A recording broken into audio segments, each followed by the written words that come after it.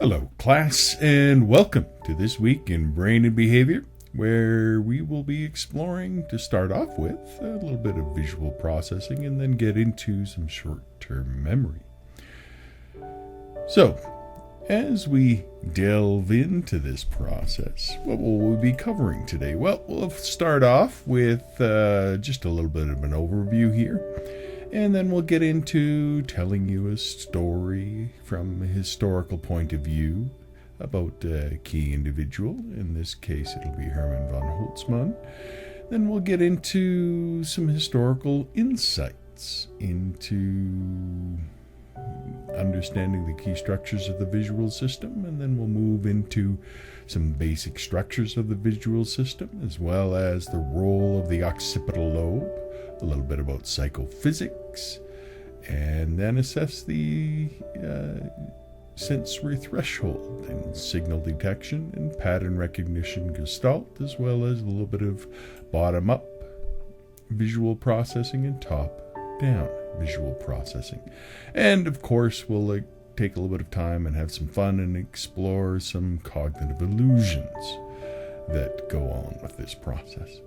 So, I hope you enjoy this first part of our lecture as we delve into the wonderful world of understanding the visual system. So, I'd like to start off today by talking about the remarkable work of Hermann von Holtzmann.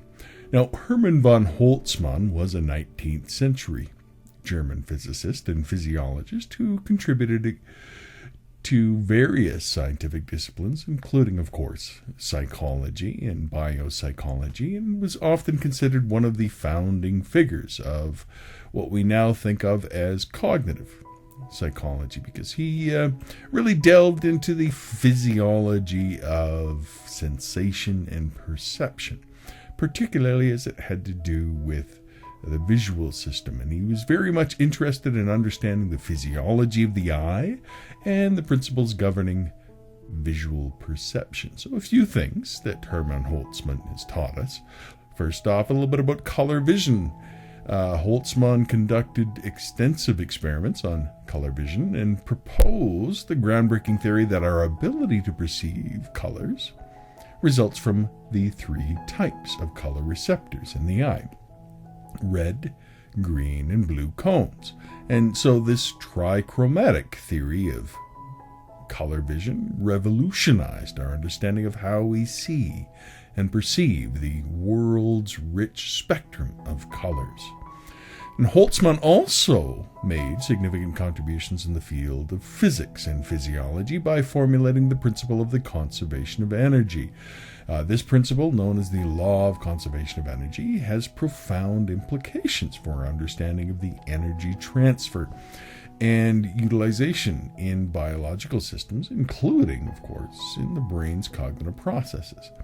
And Holtzmann also introduced the concept of unconscious inference, suggesting that our perception involves the brain making inferences and interpretations based upon the sensory input. And this really kind of laid the groundwork for understanding how our cognitive processes influence our perception of the world. And finally, Holtzmann's work extended into optics, where he investigated how the eye's lens accommodates for different distances. And this contributed, of course, to our knowledge of the depth perception and our ability to focus upon objects. So overall, Hermann Holtzmann was a very important historical figure. He combined his interests in physics and physiology and psychology and really kind of exemplifies the interconnectedness of the various scientific fields that are required, particularly for the study of the visual system. And so his work not only expanded our understanding of vision, but also influenced the development of cognitive psychology's distinct discipline. And so as we delve into this, you can kind of think of this lecture as a bit of cognitive psychology, overlapping, of course, our main theme of brain and behavior. And as we journey into the fundamental structures that comprise the visual system, we need to, I think, understand the structures as pivotal for grasping how our brains process visual information and contribute to our perception of the world around us. So, first off, our exploration is going to begin with none other than the eye. This is obviously our gateway to visual perception. We know that intuitively. The eye, though, is really an intricate organ that really captures and focuses light.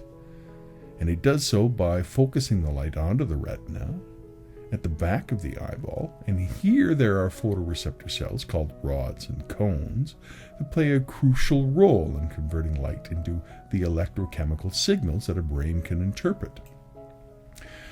And we can kind of think of the retina as the neural tissue lining the back of the eye. And this really serves as the initial site of visual processing. Here, the rods are sensitive to low light and are essential for night vision, while the cones are responsible for the detecting color and, of course, fine detail.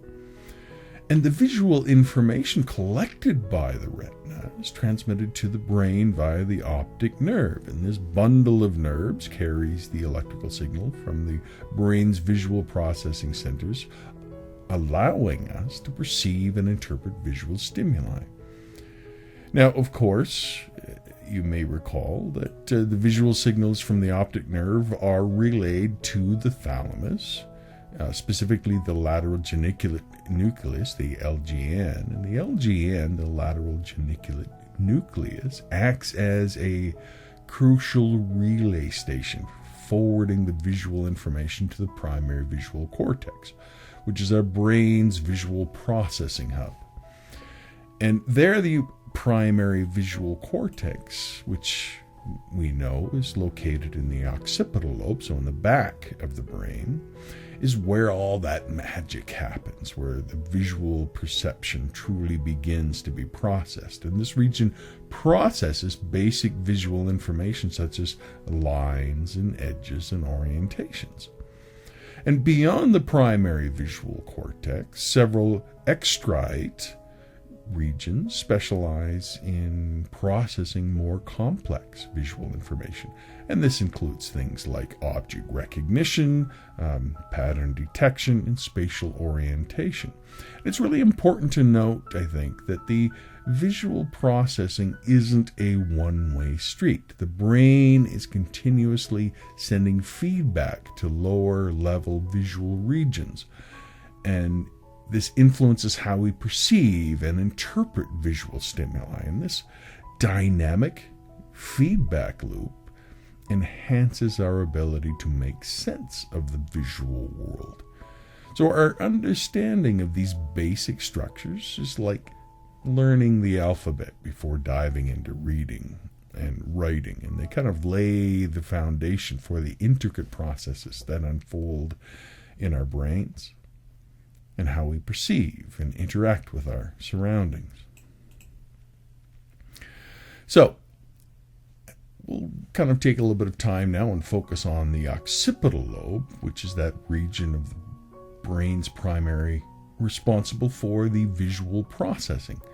So understanding how this vital structure functions is essential for unraveling our understanding of really visual perception. Now, if you recall, the occipital lobe is situated in the back of the brain, and so it occupies the posterior region.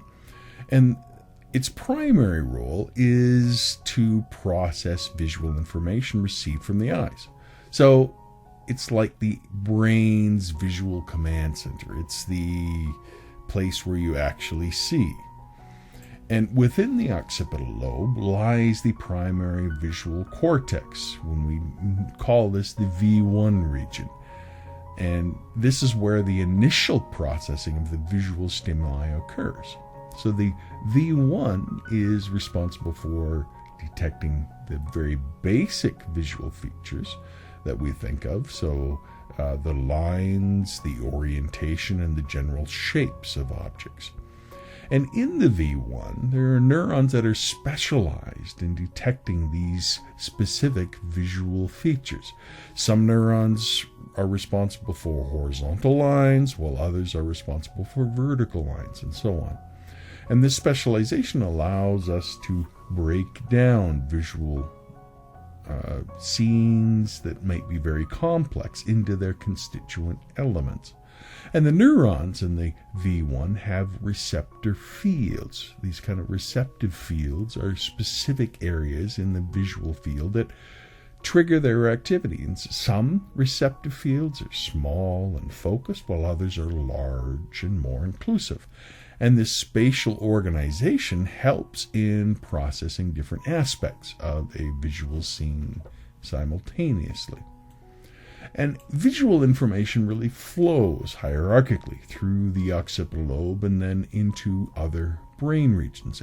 And so as information progresses from this V1 region to higher level areas, it becomes more complex and more abstract.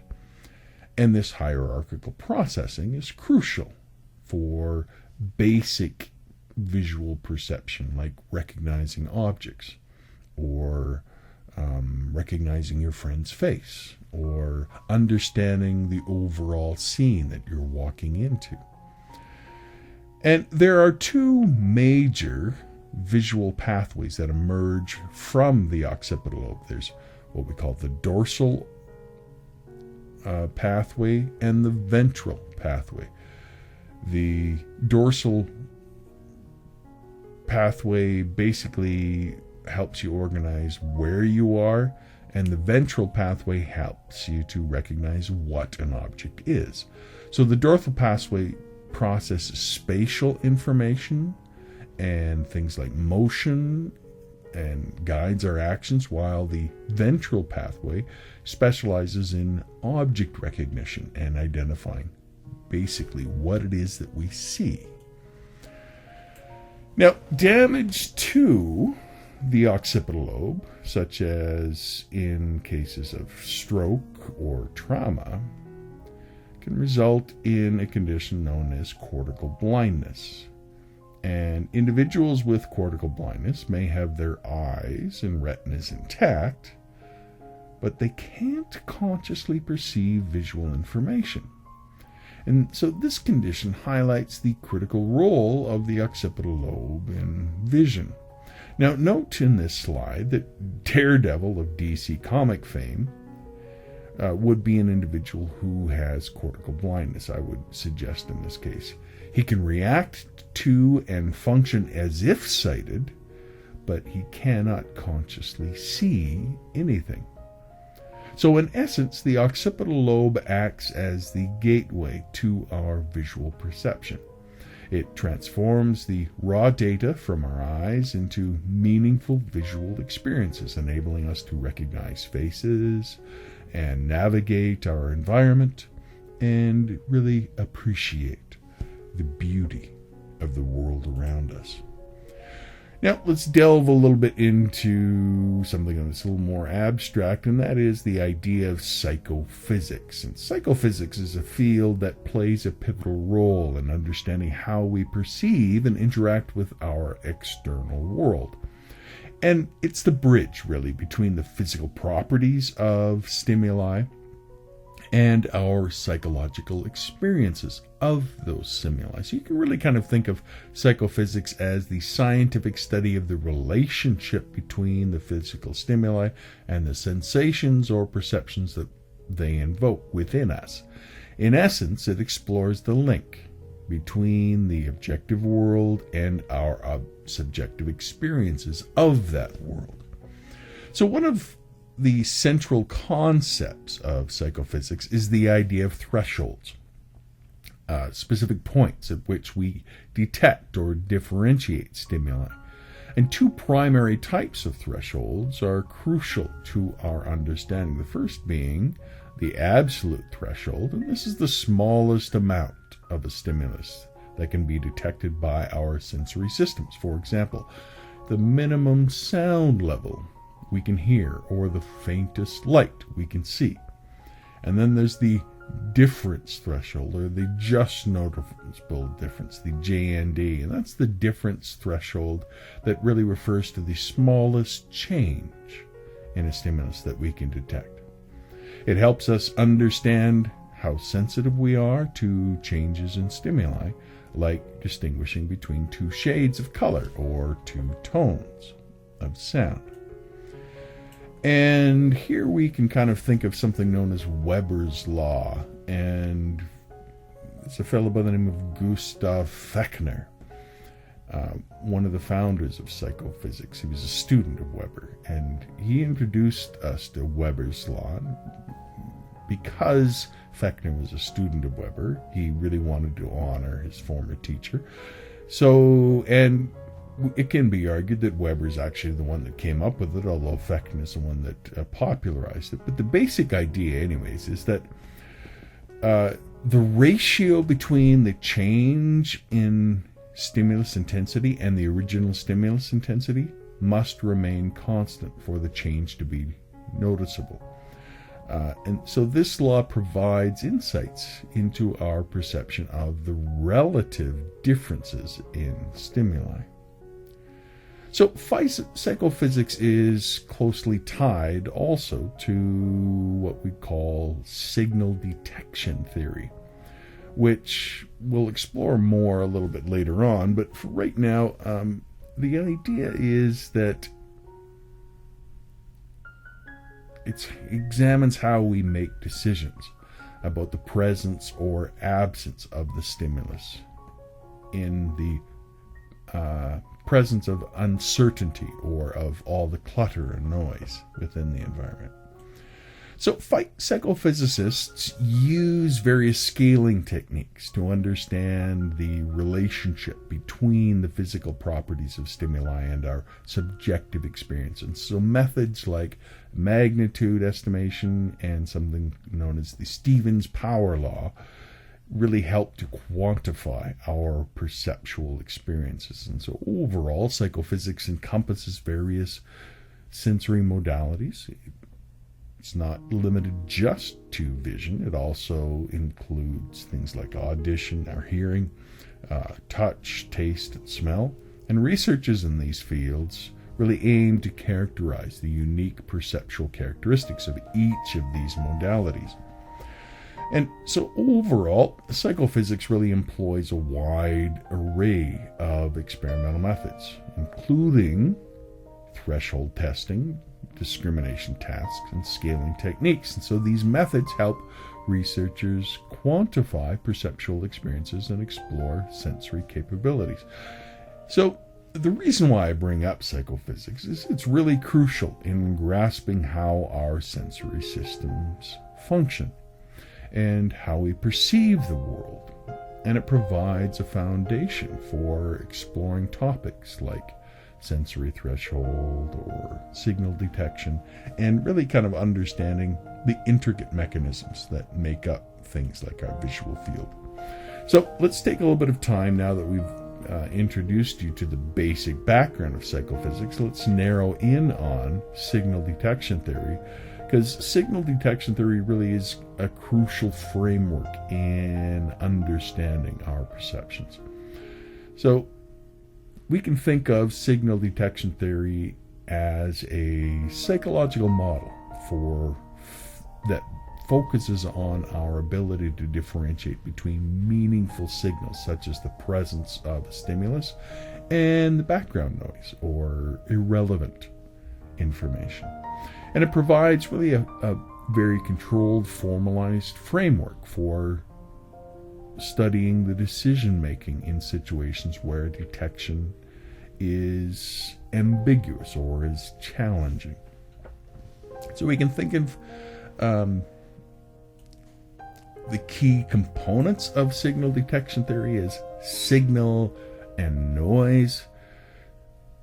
So we can classify incoming information into those two categories of signal, which represents the presence of a meaningful stimulus, and noise, which includes all the random or irrelevant information. And an essential aspect of signal detection theory is the decision criterion, and we normally call the decision criterion C, if you're ever doing any shorthand with signal detection theory.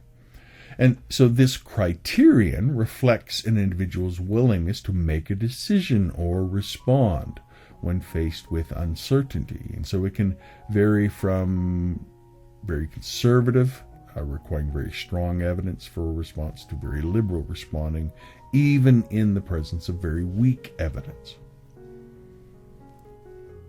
And there's also the ideas of sensitivity. And this is quantifying an individual's ability to distinguish between signal and noise. So the higher the sensitivity values, and we denote this by a lowercase d,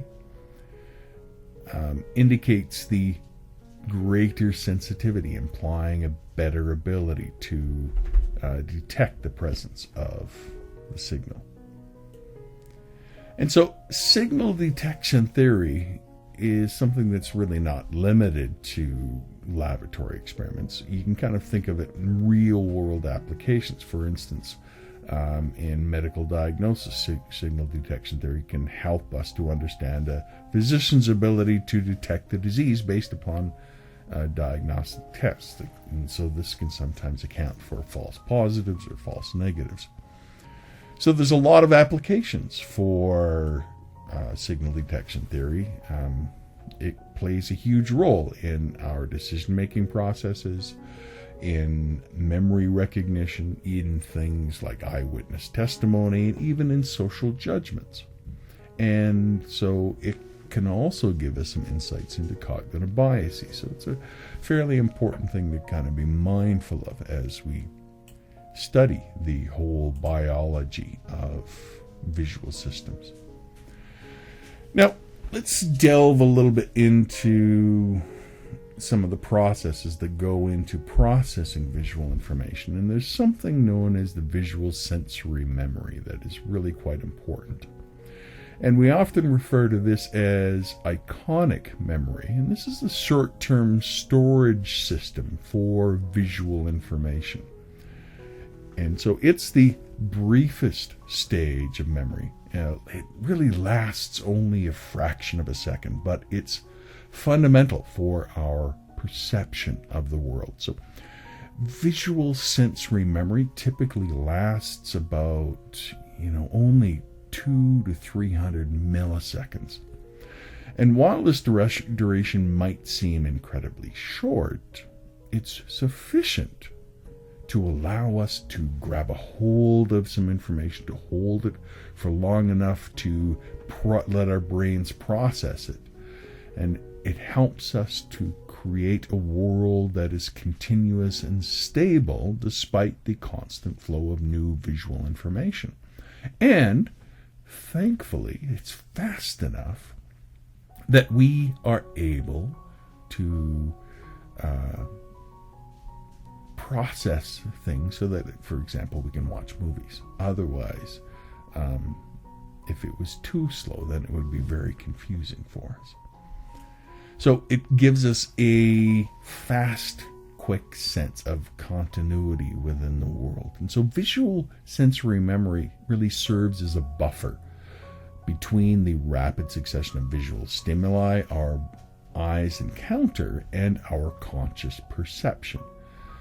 So it temporarily holds that visual information just long enough for our brains to process and integrate it into a coherent perceptual experience. Now, there's been several classic experiments that have shed light on the characteristics of iconic memory. And one such experiment was conducted in the 1960s by a fellow by the name of Sperling, who demonstrated the existence of that brief visual memory store. And participants were shown a grid of letters for a very short duration. And they could report only a subset of letters. However, when asked to recall a specific row of letters after the display disappeared, participants could often do so, indicating the presence of a momentary visual memory. And visual sensory memory really kind of operates in what we can call a pre-attentive manner, meaning that it captures visual information automatically and without our conscious effort. And this process is crucial for rapidly assessing the environment and deciding where to allocate cognitive resources. And so visual sensorial memory is closely intertwined, though, with attention. So while iconic memory captures a vast amount of visual information, our limited attentional resources determine what we perceive consciously. And so attention helps select and prioritize information from the iconic memory store. So you can think in terms of everyday scenarios like reading and watching sports or driving. Iconic memory allows us to perceive a smooth motion and the ability to read text without noticeable flickering on the screen, even though our eyes are moving continuously. So it does a wonderful job of giving us that sense of coherence within the world. Now, another fascinating thing is our ability to recognize patterns. And this is what we call the Gestalt principle. And this principle really sheds light on how our brains organize and make sense of the visual world.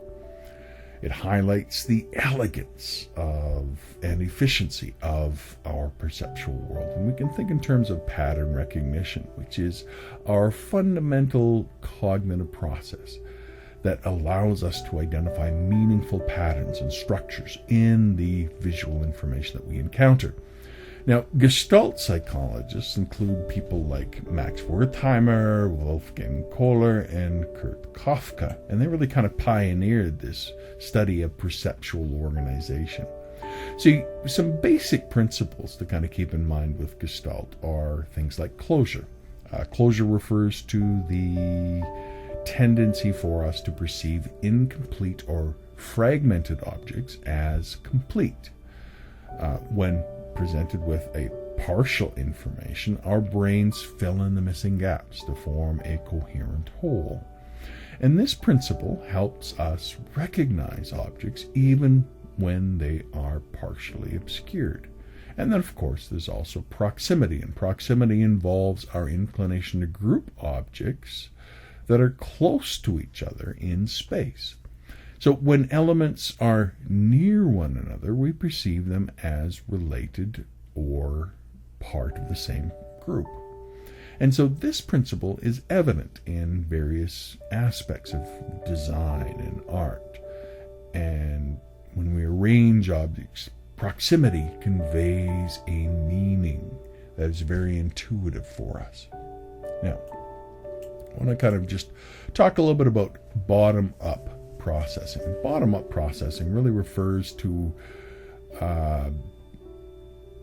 our data-driven processing within the cognitive mechanism. So it starts with the analysis of raw sensory input.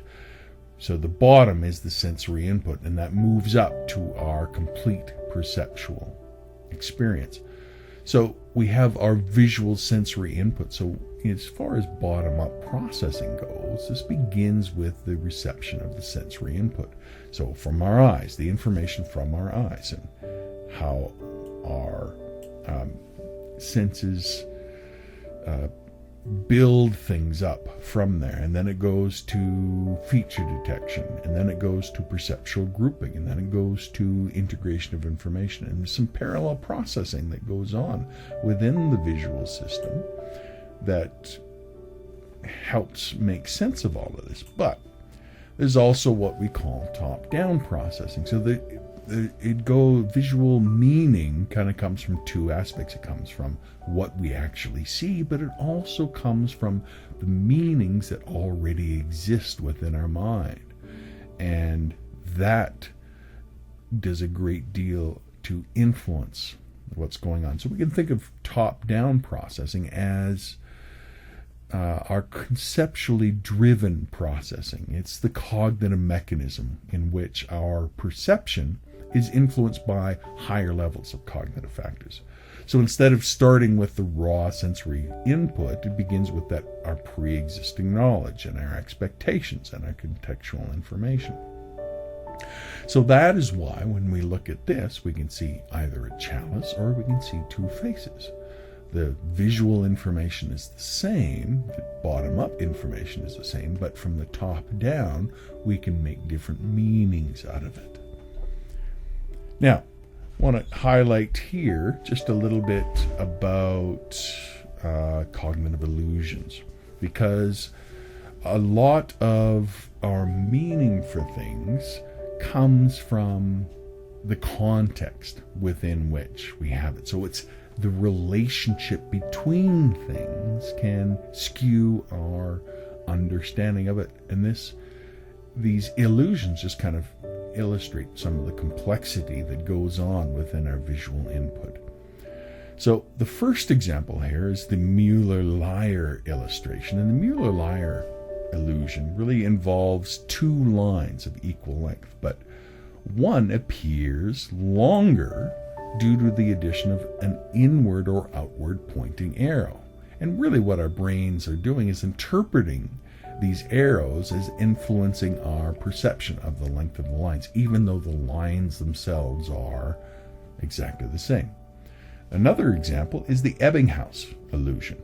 And here you have those central circles. And a central circle is surrounded by smaller circles, making the central circle appear larger or smaller than it actually is. And this illusion demonstrates how the context and surrounding elements affect our perception of size. So all of this is very important. Concept is very important also with something known as the Ponzo illusion. Here we have two identical lines placed between converging lines, and this creates the illusion of depth.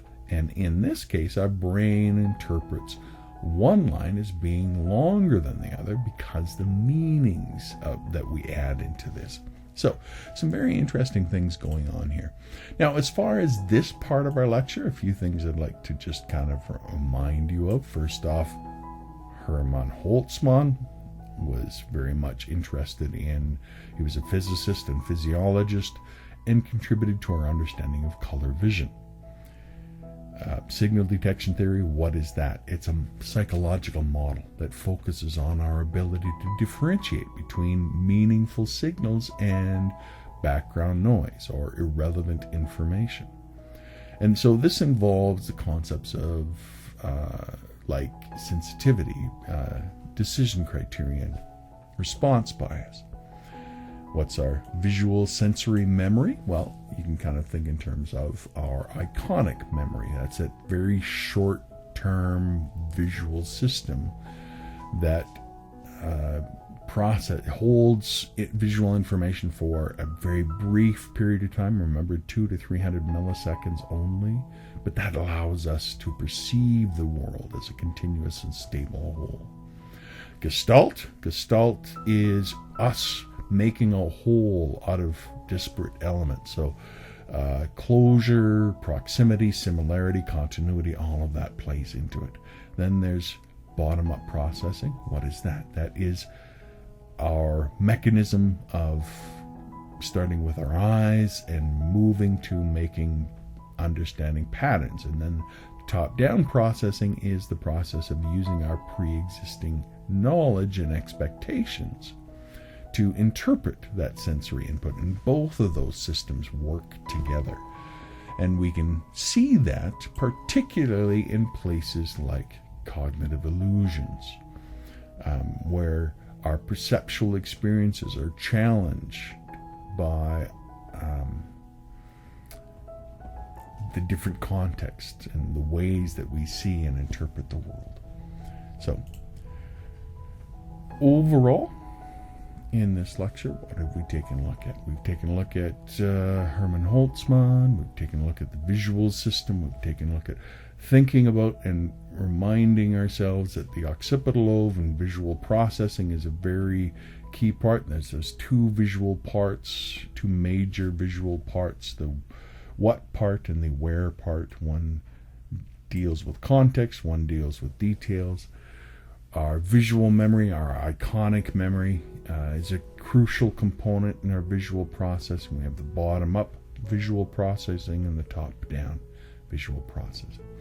Hope you enjoyed this lecture, and I can't wait for us to continue on with the next topic that we have in brain and behavior. You take care. Goodbye.